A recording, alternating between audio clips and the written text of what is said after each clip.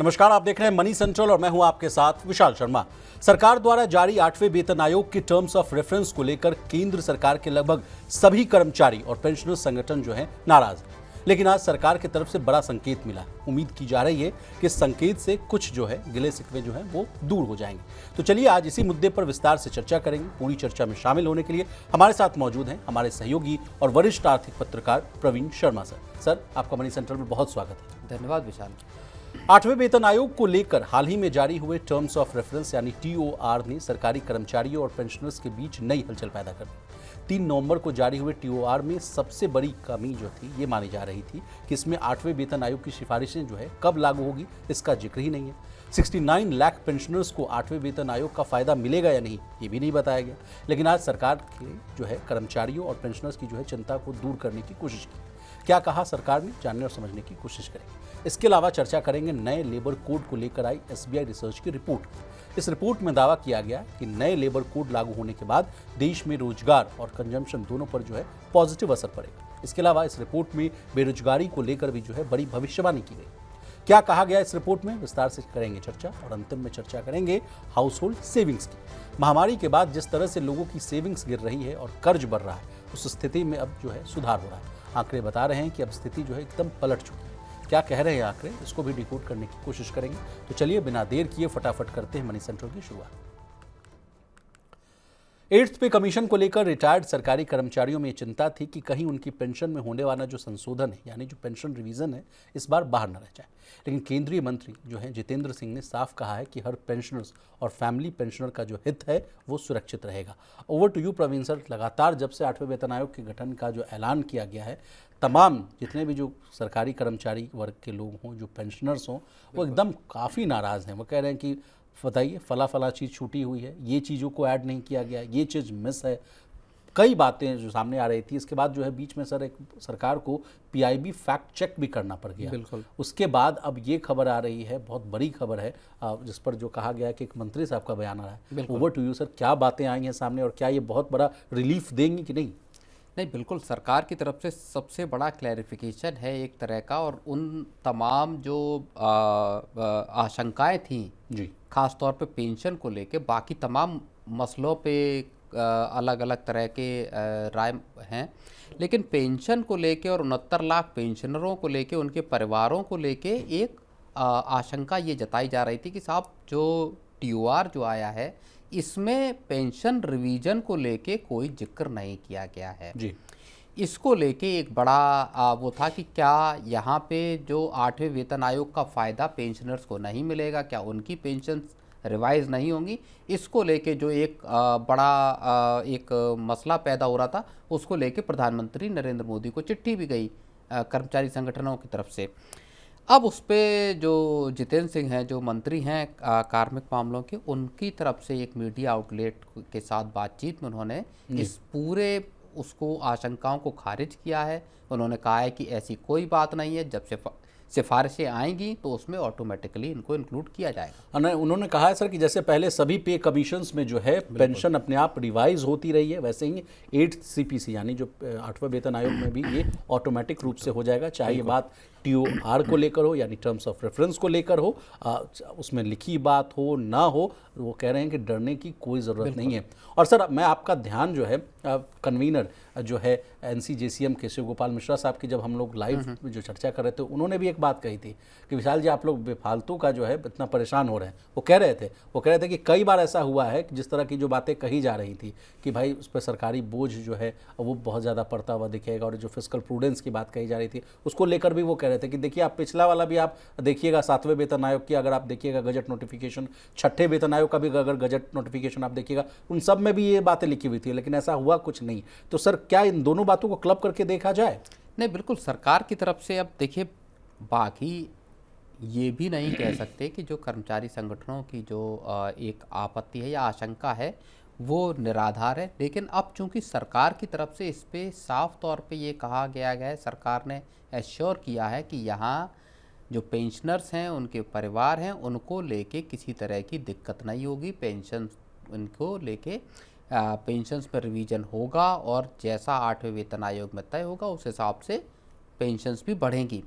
तो अब चूंकि तस्वीर एक तरह से, जो एक बात आ रही थी कि 69 लाख पेंशनर्स जो है उनको, उनकी पेंशन क्या नहीं बढ़ेगी, क्या वो बाहर हो गए हैं 8वें वेतन आयोग के दायरे से, ये सब अब आशंकाएं, दरअसल अब विवाद इस मसले पर पूरी तरह से विशाल खत्म हो जाना चाहिए। जी। अब सर, मैंने चूंकि अपने शुरुआती जो स्क्रिप्ट में मैंने लिखा था कि कुछ जो है गिला शिकवा है वो दूर हो सकता है, लेकिन सर अभी और कई मुद्दे ऐसे हैं जिन पर जो है रार तकरार मची हुई है। जैसे कहा जा रहा है कि पेंशन रिवीजन को जो है स्पष्ट रूप से इसमें शामिल किया जाए, जिस पर आपने क्लैरिफिकेशन दे ही दिया।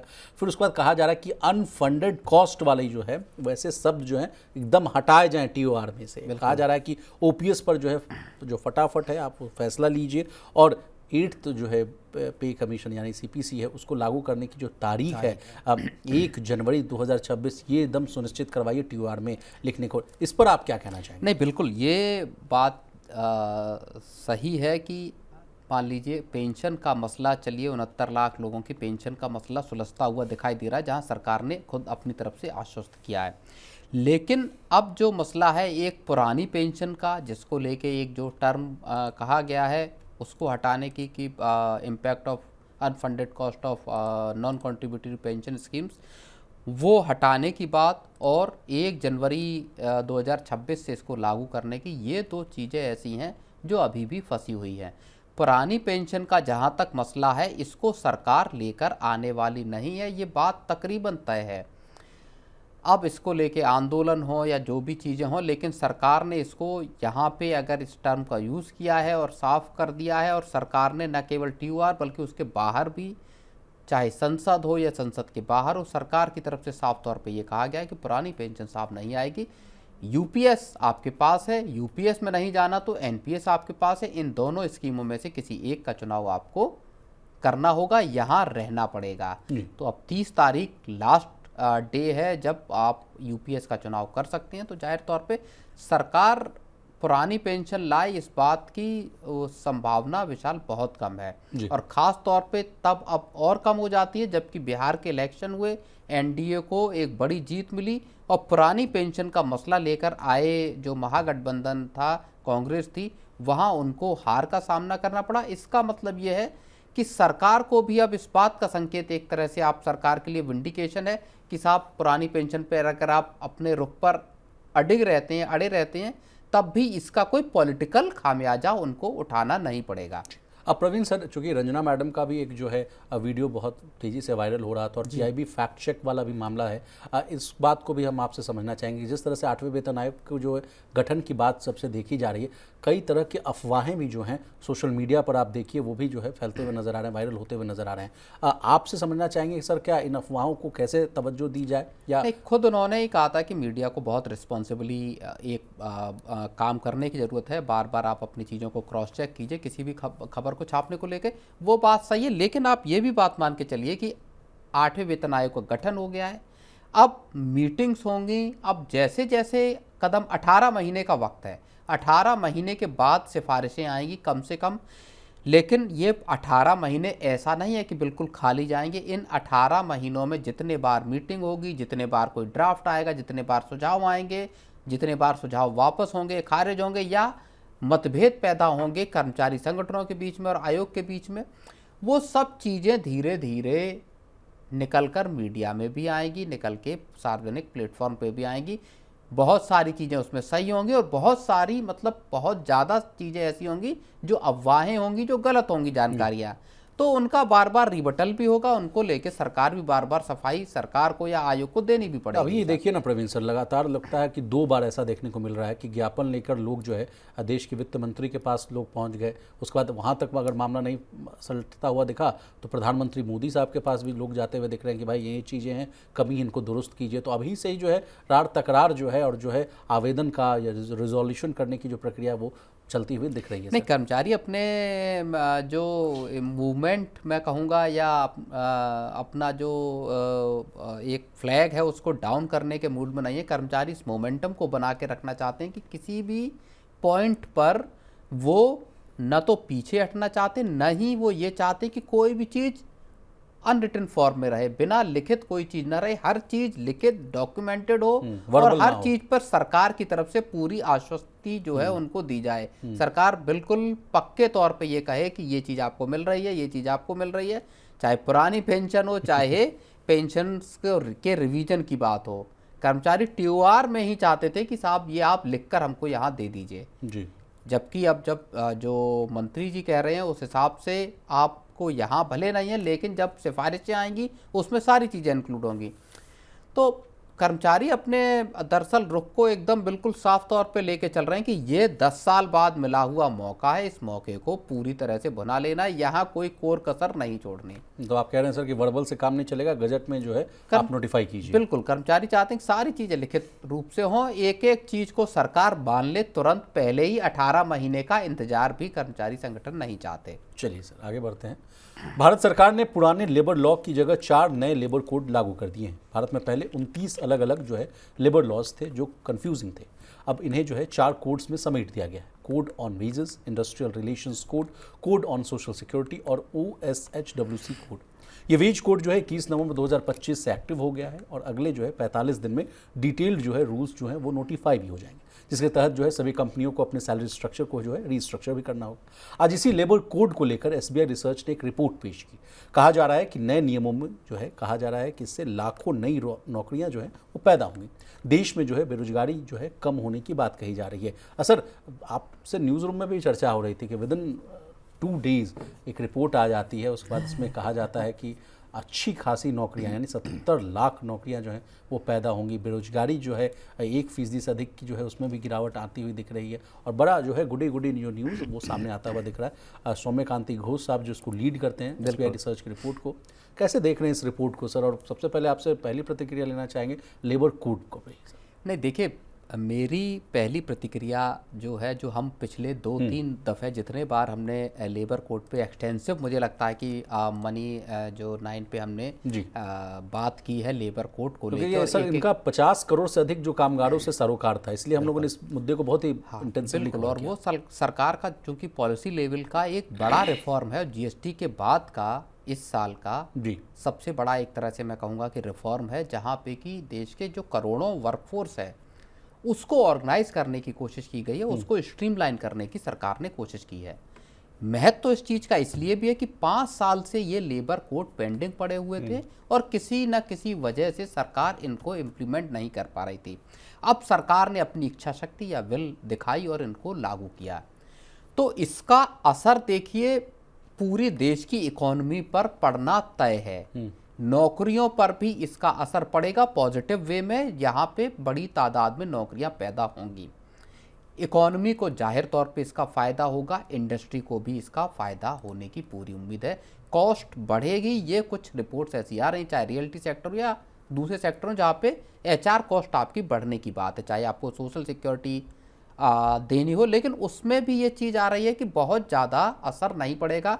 जैसे मान लीजिए अगर हम गिग वर्कर्स की बात करें, गिग वर्कर्स को लेके भी जो प्लेटफॉर्म है, चाहे जेप्टो हो, जोमेटो हो, स्विगी हो या इस तरह के तमाम प्लेटफॉर्म हो, उनको लेके ये बात कही जा रही है कि बहुत लिमिटेड असर पड़ेगा आपको, जो सोशल सिक्योरिटी या जो दूसरे बेनिफिट्स आपको देने पड़ेंगे जी।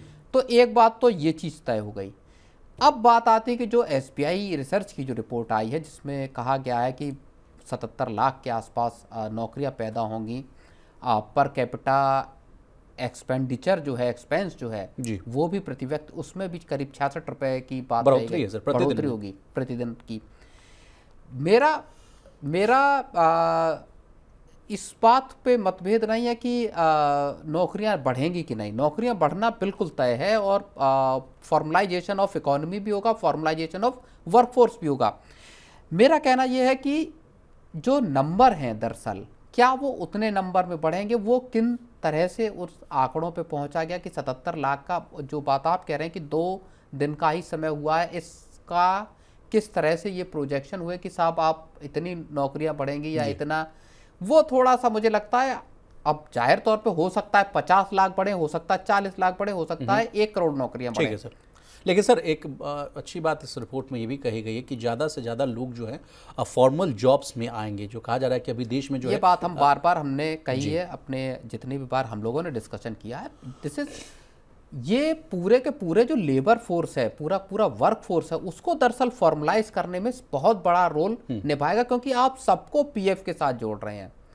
आप चाहते हैं कि हर वर्कर जो है वो पीएफ ईएसआईसी के दायरे में आए, सबको सोशल सिक्योरिटी नेट मिले जी, बीमे का फायदा मिले। तो आप जब इनको लेकर आएंगे तो रिकॉर्ड बनेगा, सबको आप अपॉइंटमेंट लेटर देना चाहते हैं वो कंपलसरी होगा। मिनिमम यूनिवर्सल एक वेज फ्लोर बनेगा कि साहब इससे नीचे आप किसी को सैलरी दे नहीं सकते जी। तो इसका सीधा असर ये होगा कि रिकॉर्ड पे नौकरियां दिखाई देंगी, रिकॉर्ड पे नौकरियां पता चलेंगी जी। और कहा भी जा रहा है सर कि 15% जो है अधिक लोग जो है फॉर्मल सेक्टर में आते हुए दिख रहे हैं, और जो फॉर्मलाइजेशन रेट है वो जाकर बढ़कर जो है 75% के आसपास जाता हुआ। सरकार को सबसे बड़ी राहत ये मिलेगी कि अभी जो कल भी हम लोगों ने जिसको डिस्कस किया था कि साहब जो फैक्ट्री के बाहर जिसको आपने एक दिन बाद रोक दिया कि आप आज से नहीं आएंगे ऑफिस या काम पे, और उसका कोई रिकॉर्ड नहीं है, उसकी कोई एंट्री एग्जिट है नहीं आपके पास कि ये कर्मचारी कहीं सरकार के सिस्टम में नहीं है, कि आपने कितने लोगों को रखा, कितने लोगों को निकाल दिया। अब नए लेबर कोड के बाद आपके पास हर एम्प्लॉय का रिकॉर्ड होगा, सरकार के लेवल तक रिकॉर्ड होंगे, कितने लोग आए, कितने। सरकार के पास जो एक मुसीबत थी रोजगार की कि देश में नौकरियां पैदा नहीं हो रही, सरकार को अब दिखाने के लिए हो जाएगा कि देखिए इतने % नए जॉब जनरेट हुए, इतना बेरोजगारी का लेवल है, या जो भी चीज़ है। सरकार सर एक और बात को लेकर चिंतित थी, वो था कंजम्पशन को लेकर। अब जो इस रिपोर्ट में भी बात कही जा रही है सर कि जब कहा जा रहा है कि जब लाखों लोगों की कमाई और जो है सुरक्षा बढ़ेगी तो स्वाभाविक तौर पर है वो जो है अपना ज़्यादा जो है पैसा निकालेंगे, खर्च करेंगे, तो रोटेशन ऑफ द मनी वाला जो कॉन्सेप्ट है वो आता हुआ दिखेगा सर। अब इसमें इस रिपोर्ट में कहा जा रहा है सर कि कुल मिलाकर 75,000 करोड़ का जो है अतिरिक्त कंजम्पशन वो है जो पैदा हो सकता है। अब ये पैसा जो है बाजार में घूम कर कहाँ आएगा, दुकानों में। कहा जा रहा है सर कि बिक्री बढ़ेगी, प्रोडक्शन बढ़ता हुआ दिखेगा, और अर्थव्यवस्था यानी जो इकोनॉमी को जो है बूस्ट करता हुआ दिखेगा। कंजम्पशन को लेकर जो है काफ़ी समस्याएं थी सर, और जिसको हम लोगों ने मनी सेंटर में भी इंटेंसिवली कवर किया। कंजम्पशन और जीएसटी बचत महोत्सव के बाद कंजम्पशन का देखिए जो आंकड़ा एसबीआई रिसर्च की रिपोर्ट में आया कि 75,000 करोड़ रुपए का कंजम्पशन बढ़ेगा जी, या खर्च बढ़ेगा, अतिरिक्त खर्च बढ़े आएगा यहाँ पे। वो मुमकिन कब है विशाल? वो मुमकिन तब होगा जब इस रेशियो में नई नौकरियां पैदा होंगी। नई नौकरियां पैदा होंगी, जाहिर तौर पर नए लोगों को सैलरी मिलना शुरू होगा, हर महीने उनके खाते में पैसे आएंगे। अब सरकार के डीबीटी ट्रांसफर पे तो टिकी नहीं रहेगी देश की इकोनॉमी। तो अगर नई नौकरियां, अगर एसबीआई रिसर्च कह रही कि 77 लाख नई नौकरियां पैदा होंगी, और उसके बरक्स अगर आप चेक करेंगे तो फिर 75,000 करोड़ नहीं, इससे ज़्यादा का कंजम्पशन स्टार्ट होगा, क्योंकि नए लोगों के हाथ में जब पैसे आएंगे तो वो अपने घर गृहस्थी को चलाने के लिए उस पैसे को फिर से इकॉनमी में डालेंगे। लेकिन इसका दूसरा पहलू भी एक है कि जो आपकी पूरी की पूरी सैलरी है, जिसका 50% हिस्सा बेसिक सैलरी में डालने की बात है और रिमेनिंग हिस्सा ही आप कंपोनेंट के तौर पे दे सकते हैं, वहाँ लोगों की इन हैंड सैलरी कम भी होगी। तो क्या अगर आपकी इन हैंड सैलरी कम होगी तो उसका इम्पैक्ट आपके खर्च पे भी पड़ेगा, ये भी बात देखनी होगी जी। लेकिन सर कुछ चुनौतियां भी हैं, चैलेंजेस हैं, उन पर भी डिस्कस कर लेते हैं आपके साथ।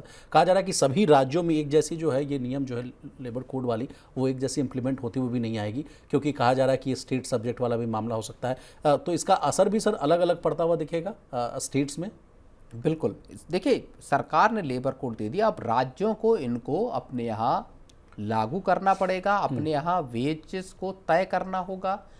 पूरी की पूरी राज्यों को अपनी जो इंडस्ट्रियल पॉलिसी है या जो लेबर पॉलिसीज हैं उसमें इन चीज़ों को रिवैम्प करने की जरूरत है, इनकॉर्पोरेट करना पड़ेगा पूरे। और जो सरकार, केंद्र सरकार के जो मिनिमम वेजेस हैं उसके अकॉर्डिंग अपने यहाँ वेजेस तय करने होंगे जी, जिसमें एक मिनिमम एक बेस वेज रहेगा जी। अब कर्मचारी संगठनों की बात है कि साहब बिल्कुल गांव देहात में भी 400 रुपये पर डे की न्यूनतम मजदूरी रहे, मनरेगा हो या बाकी के वो, तो ये डिमांड भी जायज़ ही है विशाल। सर इसी से जुड़ा हुआ मेरा अगला प्रश्न है, जो कहा जा रहा है कितने लोग नौकरियां में आएंगे, जो है सिस्टम में आएंगे, 18,000 या अच्छी खासी नौकरियां इनको मिलती हुई दिखेगी, अच्छा वेतन इनको मिलेगा, तब कहा जा रहा है कि महंगाई भी बढ़ती हुई नजर आएगी, और फिर जो है जो 66 रुपये प्रतिदिन के हिसाब से आपने जो गणित बैठाया है वो बड़ा नाकाफ़ी साबित होगा। इस मामले पर भी हम आपसे टीका टिप्पणी चाहते हैं सर, कि ये तो बड़ा फिर नहीं, चंक्स हो इन्फ्लेशन जाएगा? का बढ़ना जरूरी नहीं कि लोगों की तनख्वाहें बढ़ें तो इन्फ्लेशन उस रेस्पेक्ट में बढ़े। फायदा तो फिर कब आप बचा है?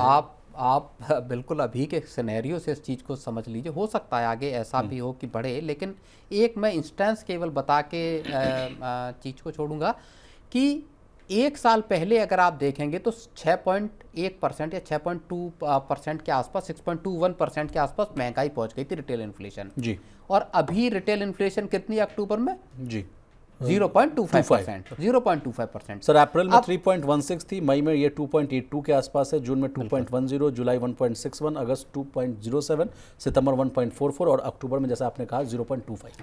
अब आप देखिए 6.21% से महंगाई एक साल का अगर आप ड्यूरेशन देख चौथाई आ लीजिए गई। तो वो 6% से 0.25% आ गई।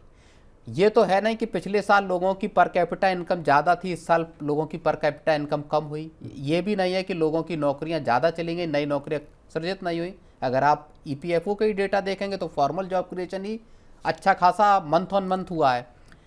तो एम्प्लॉय जनरेशन का इन्फ्लेशन के बढ़ने से कोई लेना देना नहीं है। इन्फ्लेशन का बढ़ना घटना बहुत सारे इंटरनल और एक्सटर्नल फैक्टर्स पर डिपेंड करता है। क्रूड ऑयल का ही प्राइस बढ़ जाएगा तो अभी इन्फ्लेशन देश में दिखाई देने लगेगा।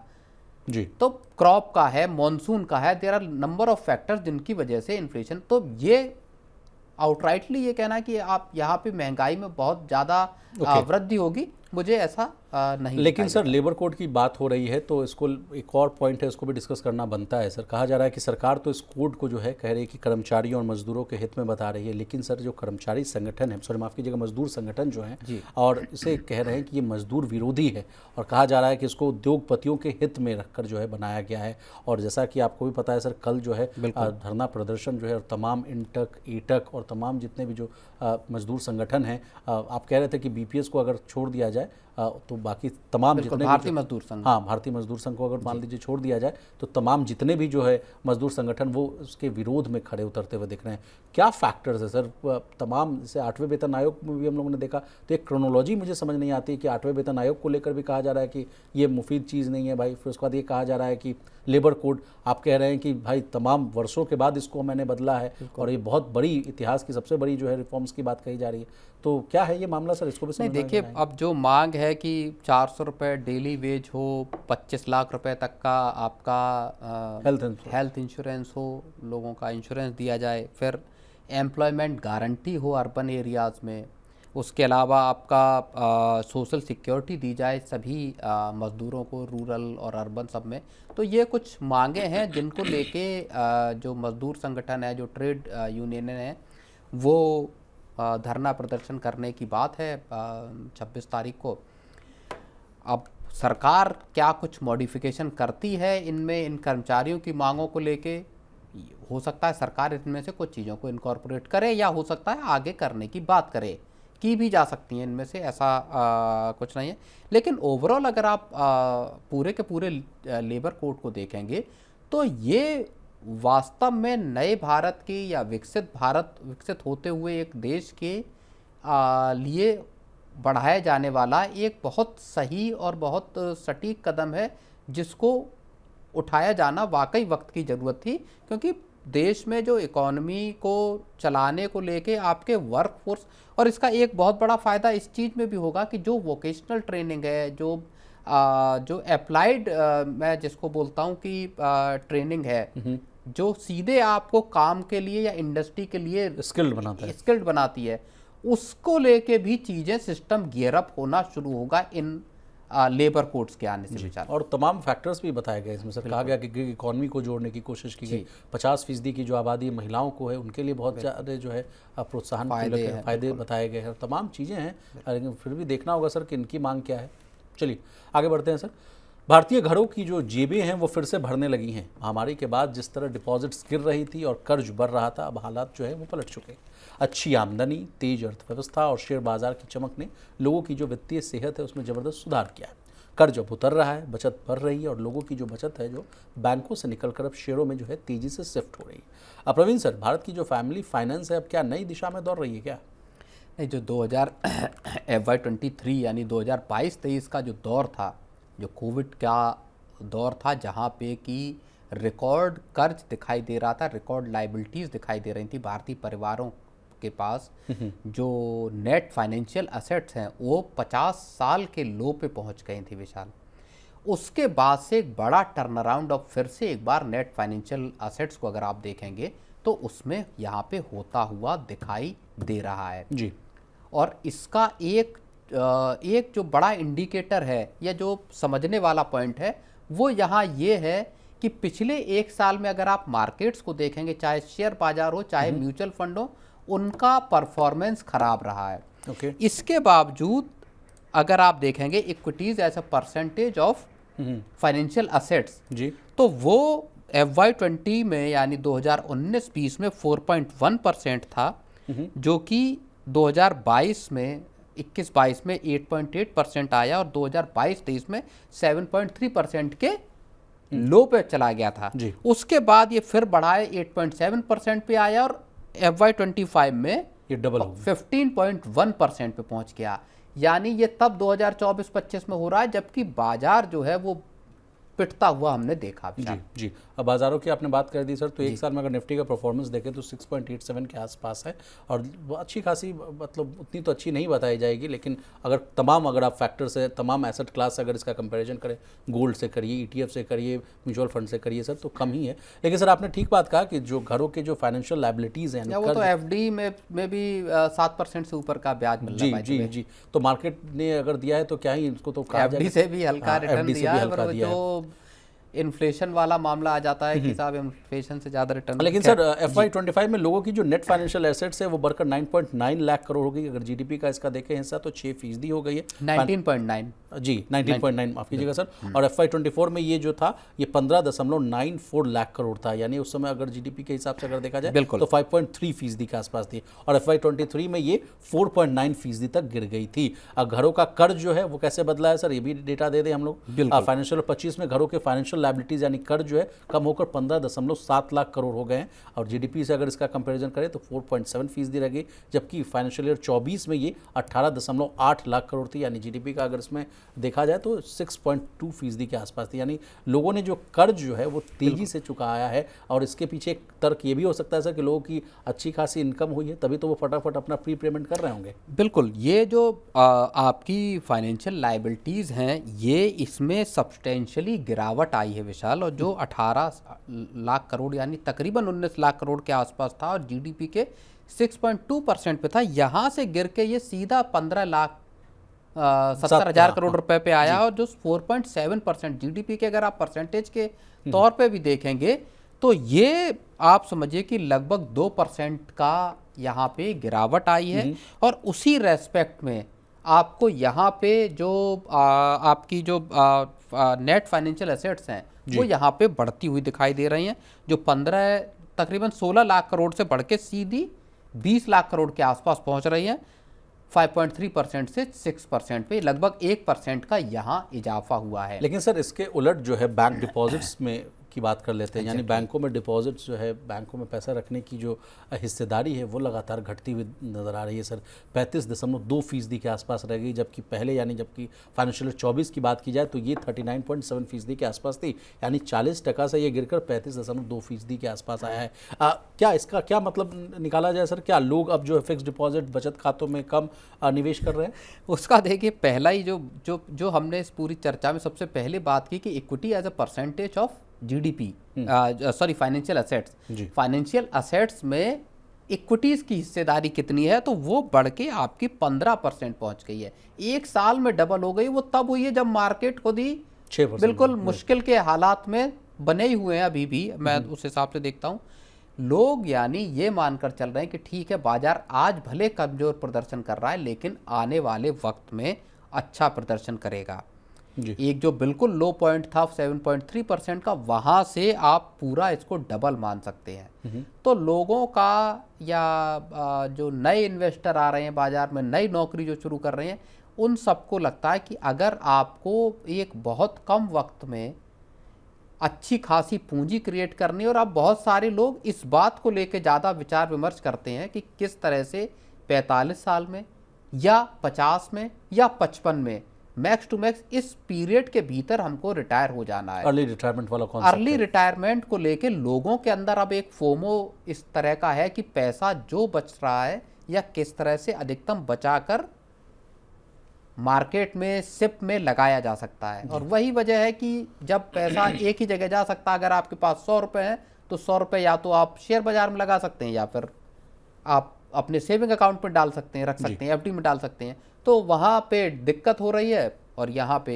चीज़ें डबल हो रही हैं। सर दिक्कत की बात तो कर्ज, यानी जो कर्ज की जो डिमांड है वो थोड़ी धीमी होती हुई नज़र आ रही है। ये भी चिंता वाली बात है, हम आपसे समझने की कोशिश करेंगे, क्योंकि FY25 में जो है कर्ज की जो डिमांड है उसके बढ़ने की जो रफ्तार है वो घटकर 12% हो गई है, जबकि फाइनेंशियल ईयर 24 में ये जो है 16% की दर से बढ़ रही थी। इसके पीछे की वजह को अगर डिकोड किया जाए सर तो कहा जा रहा है कि RBI की जो रेगुलेटरी पाबंदियाँ हैं खासकर रिटेल और अनसिक्योर्ड लोन्स पर, और दूसरी फैक्टर ये भी कहा जा रहा है कि लोग अब जो है अनसर्टेनिटीज़ के माहौल में जो है सावधानियां भी बरत रहे हैं। कैसे देख रहे हैं इस आंकड़े को सर? नहीं, बिल्कुल ये देखिए, अगर आप पूरे साल के हिसाब से देखेंगे तो ये थोड़ा जो ग्रोथ है वो चाहे क्रेडिट ऑफ टेक को अगर आप देखेंगे तो वो हल्की सुस्त पड़ती हुई दिखाई दी है, उसी रेस्पेक्ट में डिपॉजिट ग्रोथ भी सुस्त हुई है। लेकिन अगर आप इसी साल का मौजूदा फिस्कल के अगर आप सेकेंड हाफ को देखेंगे, यहाँ क्रेडिट ग्रोथ बढ़ती हुई दिखाई विशाल दे रही है। आफ्टर GST बचत महोत्सव, आफ्टर GST की कटौती हुई है, उसके पहले ठीक सरकार ने जो 12 लाख रुपए तक की टैक्स छूट दी थी, तो वो जब इम्प्लीमेंट हुई है इस साल अप्रैल से, तो ये पूरा का पूरा अब जो फायदा है वो, और उसके साथ क्लब हुई है RBI की 100 BPS की लोन की कटौती। ओके। चलिए सर आगे बढ़ते हैं।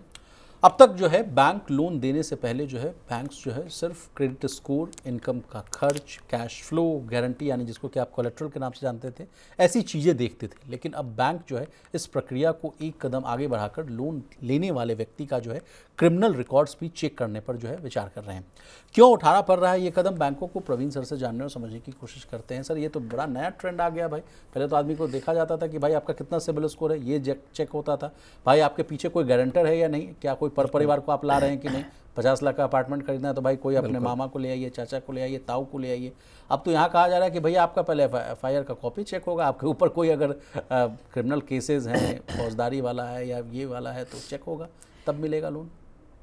देखिए, कुछ मायनों में इसको सही माना जा सकता है, कुछ मायनों में इसमें बहुत क्लियर डायरेक्शंस की या डायरेक्टिव्स की ज़रूरत होगी। हो सकता है कोर्ट या सरकार की तरफ से। बैंक्स अभी इस बात को डिस्कस कर रहे हैं।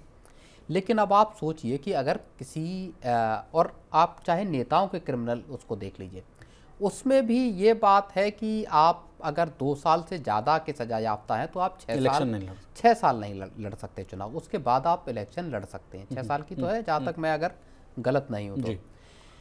अगर आप किसी और ये भी उनके लिए जो सजा याफ्ता हैं, जिनको जो कन्विक्टेड है, अगर किसी व्यक्ति पे कोई क्रिमिनल केस हुआ मान लीजिए और वो बाद में निराधार पाया गया, व्यक्ति अगर मान लीजिए बेल पर बाहर है, बात समझिए मेरी, व्यक्ति अगर बेल पर बाहर है, आपने उसको लोन देने से इनकार कर दिया, किसी को ज़रूरत है, अगर घर पे मान लीजिए शादी है या किसी को घर खरीदना, परिवार की जरूरत, किसी पे कोई फर्जी मुकदमा लगा दे।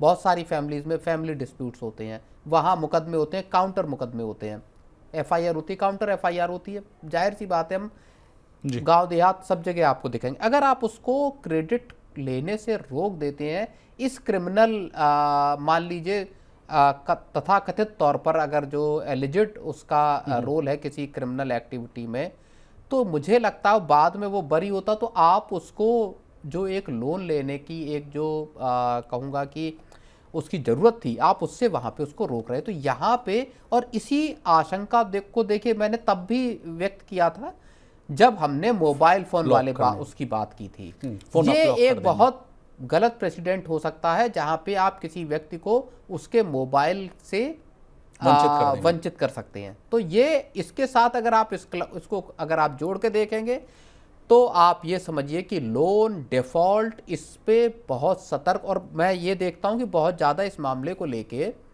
चर्चा नहीं हो रही है, जबकि ये चीज़ें ऐसी हैं जहाँ पे कि बहुत क्लियर कट डायरेक्टिव्स आने चाहिए। एक एक पॉइंट साफ तौर पे होना चाहिए कि आप किन मामलों में ऐसा कर सकते हैं, किन मामलों में ऐसा नहीं कर सकते। बैंक या लेंडर कोई भी अपनी मनमानी से किसी का फ़ोन बंद कर दे, मान लीजिए 5,000 का फ़ोन है, और आप नहीं चुका पाए और बैंक आपका फ़ोन बंद करा दे कि साहब इनका फ़ोन बंद करो, तो आप कितनी ज़रूरतों से वंचित रह जाएंगे वहाँ पे। जी सर, आपने केसेस ऑन केसेस वाला मामला बताया, मुझे याद है कि अभी भी इंडियन जुडिशियल सिस्टम में देखिए अभी भी कोर्ट्स में 5 करोड़ से अधिक केस जो हैं अभी भी पेंडिंग है। तो ये तो भाई हमने आप पे एफआईआर कर दिया, आपने हम पे एफआईआर कर दिया। बहुत सारे लोग उनको जो केस लड़ने के जिनके पास पैसे नहीं, वो 15-15 10-10 साल जेल में पड़े रहते हैं, उनके केस की सुनवाई नहीं, वो जेल में पड़े हैं। बाद में कभी अचानक याद आया, कोई जागा, उसने करा कि साहब ये तो बिना वजह पड़े हैं, बोले अरे इसको तो। लेकिन खुद सुप्रीम कोर्ट इस बात को कह चुका है कि bail is a rule, jail is an exception. Jail आप अपवाद में भेजिए, बेल एक आपका अधिकार है एक तरह से। जी, लेकिन सर बैंकों का ये तर्क है कि हम लोग ऐसे लोगों की स्क्रूटनी करना चाहते हैं कि जिन पर कोई आपराधिक जो है मुकदमा ना हो, ताकि मुझे रिकवरी में जो है जो परेशानी अभी झेलनी पड़ती है वो ना झेलनी पड़े। तो सर इस तर्क को आप कैसे देख रहे हैं? नहीं, तर्क ठीक है। फाइनेंशियल देखिए, ज़्यादा बेहतर इसमें चीज़ ये होगी अगर कोई फाइनेंशियल ऑफेंडर है और लोग ले जाते हैं, लेते रहे। अगर आप पीछे 10 साल पहले बैंकों के एनपीएस जो है वो पूरे के पूरे देश की इकोनॉमी के लिए आफत बन गए थे। बैंकों की हालत खस्ता थी, सरकार को बार बार कैपिटल इन्फ्यूजन करना पड़ता था बैंकों में। वहाँ से आज यहाँ तक का सफ़र बैंकों ने तय किया। उसमें सरकार की रेगुलेटरी चीज़ें हैं, मॉनिटरिंग है, आरबीआई के सख्त नियम है, सारी चीज़ें हैं। आज बैंक एक मजबूत मुकाम पे खड़े हैं जी। लेकिन इस सब तरह की घटनाएं हुई जहाँ पे लोगों ने पैसा लिया, फाइनेंशियल ऑफेंडर हुए, जहाँ देश से भाग भी गए लोग। तो ज़्यादातर मामले किनके हैं? ज़्यादातर मामले बड़े कॉरपोरेट्स के हैं यहाँ पे, जिनके बड़े बड़े कर्जे थे जो लेके भाग गए। एक छोटा आदमी जिसने मोटरसाइकिल खरीदी है, उसका लोन न चुकाने का मैं ये मानता हूं कि बहुत कम मामले ऐसे होते हैं। 30,000, 40,000, 50,000 रुपए का सिर्फ। कई बार ऐसी रील्स हमने देखने को मिलती है जब लोग जो है उनके घर जाते हैं, उनसे रिकवरी करने की कोशिश करते हैं, तो वो ये भी तर्क देते हैं कि जाइए पहले उनसे पैसा लेकर आइए जिनके पास जो है भारी भरकम कर्ज जो है उनको सरकार जो है माफ़ कर देती है या डिले कर देती है प्रोसेस को। हम पे जो है 5,000, 10,000, 20,000, 50,000 का लोन है, तो हम पे आप जो है चाबुक चलाने आते हैं। We are the easy culprits जिन पर छोटा इन्वेस्टर हो या छोटे जो लोन लेने वाले हैं, उन पर सख्ती ज़्यादा बैंक दिखाने की कोशिश करते हैं कि रिकवरी हो जाए जल्दी। बड़े उनमें कभी 70% हेयर कट होता है कि साहब 1,000 करोड़ का लोन दिया था, 50 करोड़ में उसको फिर किसी एआरसी को बेच दिया, 100 करोड़ में बेच दिया, 900 करोड़ रुपए गायब जी, रिटर्न ऑफ कर दिए, राइट ऑफ कर दिए कर्जे पूरे के पूरे। अब उसमें लिख दिया कि साहब हो तो कर तो दिया राइट ऑफ, लेकिन अभी इसकी रिकवरी की उम्मीद है, कुछ पैसा आ सकता है।